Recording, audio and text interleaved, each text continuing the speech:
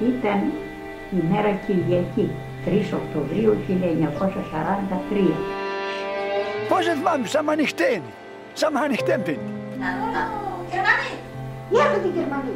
Όσους βρήκαν εδώ οι Γερμανοί, τους εκτέλεσαν. Από το χωριό υποπώνησε ο καπνός. Πάει το χωριό μας. Και από το πράσινο αυτό βλέπουμε απέναντι το χωριό που φτιαγότανε. Πω, και οι τελεινιάδες, αφού έβγαινε καπνός. Ακούνταν και φωνές από τα γυναικόπαιδα παπά. Φώναζαν, Κάψανε όλος 4 αδέρφοι μου και ο παππούς μου 5 άτομα. Τα πιάνεις τώρα στα χέρια και να λες, είναι ο αδερφός μου αυτός, είναι εξάδερφος, τι. Μόνο να τα ακούς, να τριχιάζεις.